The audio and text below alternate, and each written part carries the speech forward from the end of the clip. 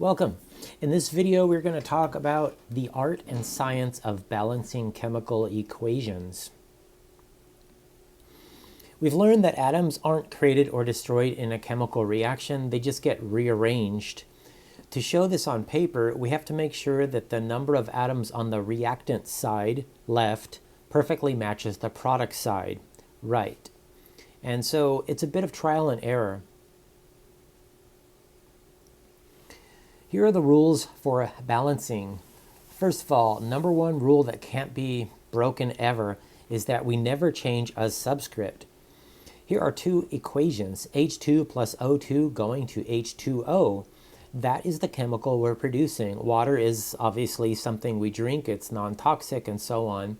But if you try to change this chemical reaction by balancing it by putting a little 2 on the bottom right of the H2O formula, that changes it to H2O2, which is hydrogen peroxide. It's used as a disinfectant or a tooth whitener, and you definitely don't want to be drinking lots of that. So that's the major rule. You can't change the subscripts because that's going to change the chemical formula. It's going to change the whole chemical reaction. So you just can't change that to make the math work. Instead, we're only going to change the coefficients, the big numbers in front of the different chemicals. Balancing is a bit of trial and error. So let's look at sodium chloride, this reaction on the bottom here. It looks like sodium is balanced because we have one Na on the left and one Na on the right. But if you look at chlorine, we have Cl2, which means 2 chlorines on the left and 1 chlorine on the right. So we need a coefficient of 2 in front of the NaCl. The chlorines, if you look carefully, are now fixed. There's 2 on each side. But wait a minute. Now we have 2 sodiums on the right, but only 1 on the left. So now we have to go back to sodium and fix that and add a 2 on the left-hand side. Now we have a complete, fully balanced chemical equation with 2 Na on each side and 2 Cl on each side. So you just have to fiddle with things until it all works. Let me show you the common multiple trick. Sometimes you'll run into a 2 versus 3 situation, like when iron rusts. Fe2O3 is rust.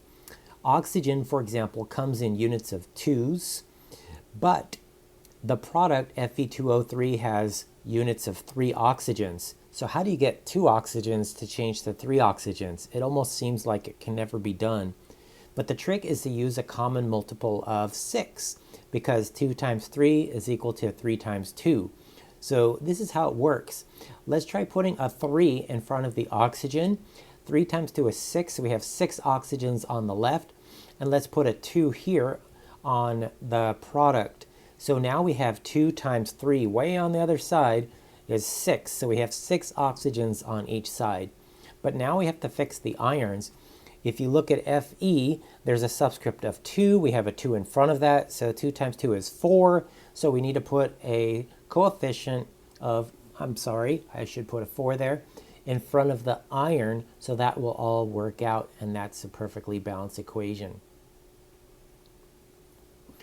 Balancing polyatomic ions is as confusing as it gets. Remember, on the back of your periodic table, you have a list of these, so it's perfect.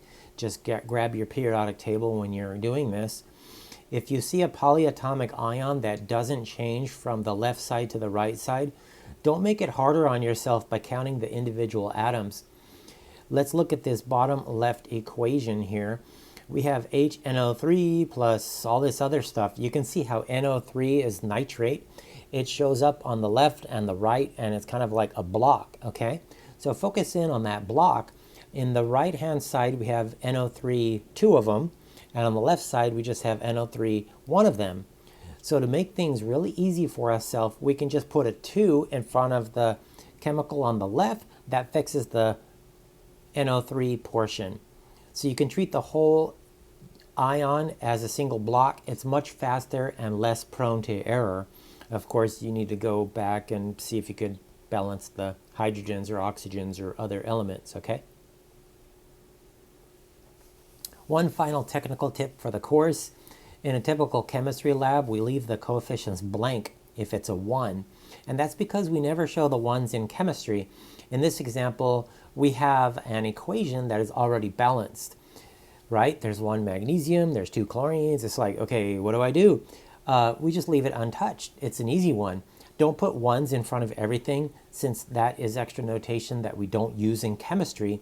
It's not meant to be a trick, and sometimes equations are already balanced and they don't need any extra work. So don't put the 1s. Don't put a 1 in front of anything that's a 1. Happy balancing.